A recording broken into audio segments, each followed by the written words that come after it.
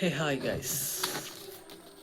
இன்னைக்கு நம்ம இந்த வீடியோவில் எதை பற்றி பார்க்க போகிறோம் அப்படின்னா, சுனந்தா புஷ்கரோட டெத்து டெத் மிஸ்ட்ரி டெத் கேஸோட மிஸ்ட்ரியை பற்றி தான் இன்னைக்கு இந்த வீடியோவில் பார்க்க போகிறோம். வாங்க, இது இந்தியாவே உலுக்கி எடுத்த வழக்கு அப்படின்னு நிறைய பேர் சொல்கிறாங்க.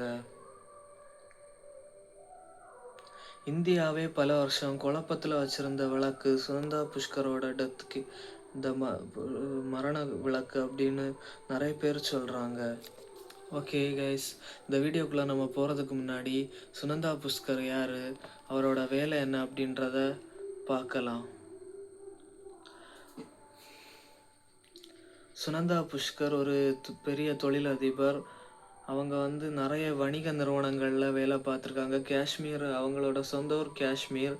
அவங்களோட வாழ்க்கையில் அவங்க பல கட்டங்களில் இந்தியா, கனடா, அப்புறம் துபாய் இந்த மாதிரியான இடங்கள் எல்லாம் போயிருந்துருக்காங்க. ஆரம்பத்தில் ஹோட்டலில் தான் வேலை பார்த்துருக்காங்க. அதுக்கப்புறம் துபாயில் அட்வர்டைஸ்மெண்ட் ப்ரோக்ராம்லையும் இந்த வணிகத்துறையிலையும் அவங்க இருந்திருக்காங்க. துபாயில் உள்ள டிகாம் இன்வெஸ்ட்மெண்ட் அப்படின்ற நிறுவனத்துலேயும் சேல்ஸ் டைரக்டர்ஸ் அதுலேயும் அவங்க இருந்திருக்காங்க. இந்த எல்லாத்துலேயுமே இவங்க நல்ல பொறுப்பாக வேலை பார்த்துருக்காங்க.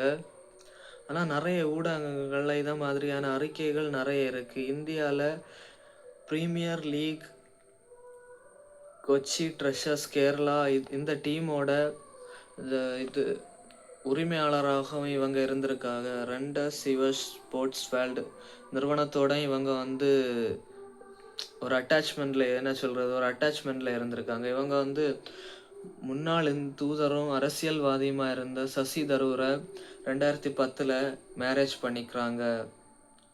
அதுக்கப்புறம் தான் சுனந்தா புஷ்கர் நேஷனல் லெவலில் அறியப்பட்டாங்க. இவங்க சமூக அளவில் எல்லாராலையும் அறியப்பட்ட ஒரு நபர்.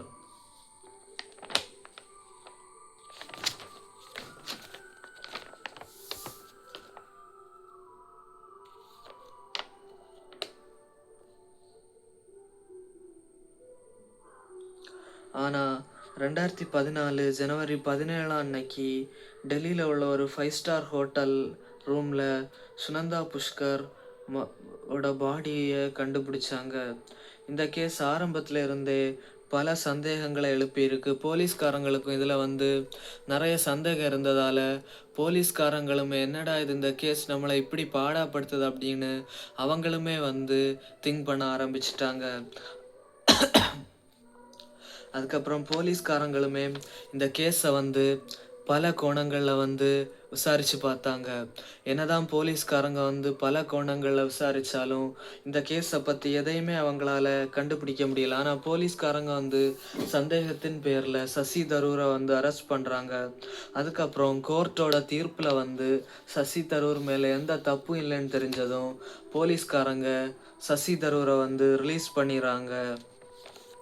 ஆனால் இந்த கேஸ் மக்கள்கிட்ட பெரிய அளவில் பேசப்பட்டுச்சு. அது மட்டும் இல்லை, சோசியல் மீடியாஸில் இந்த கேஸ் ரொம்ப வைரல் ஆச்சுது.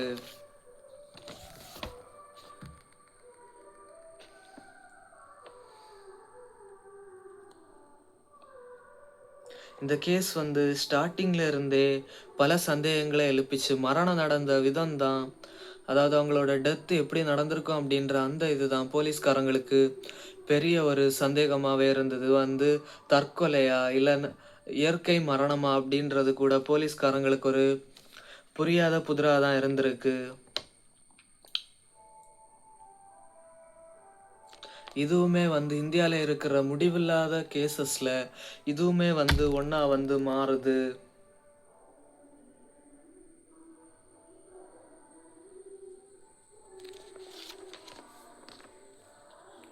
அதுக்கப்புறம் போலீஸ்காரங்க, அவங்க கூட வேலை பார்த்தவங்க, அவங்க வீட்டு பக்கத்துக்காரங்க, அதுக்கப்புறம் அவங்க கூட பழகினவங்க, அவங்களோட நெய்பர்ஸ், அவங்களோட ரிலேஷன்ஸ் இந்த மாதிரியான எல்லாரையுமே போலீஸ்காரங்க அவங்களால எவ்வளோ முடியுமோ அந்த அளவுக்கு விசாரித்து பார்க்குறாங்க.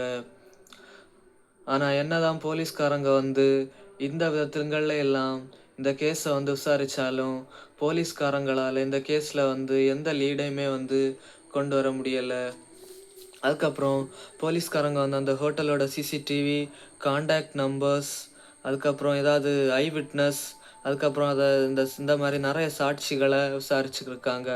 ஆனால் பல கோணங்களில் போனதுக்கப்புறமும் இந்த கேஸ் வந்து இன்னுமே தீர்க்கப்படாமல் தான் இருக்குது. ஓகே கைஸ், இந்த கேஸை பற்றிய உங்களோட கருத்துக்கள் என்ன அப்படின்றத கமெண்டில் சொல்லுங்கள். இந்த வீடியோ உங்களுக்கு பிடிச்சிருக்குன்னு நம்புகிறேன். இந்த வீடியோ பிடிச்சிருந்தா லைக் பண்ணுங்கள், ஷேர் பண்ணுங்கள், நம்ம சேனலை சப்ஸ்கிரைப் பண்ணுங்கள். மறுபடியும் இந்த மாதிரி ஒரு அன்சால்வ்டு கேஸை பற்றி நாளைக்கு வீடியோவில் பார்ப்போம். பாய்.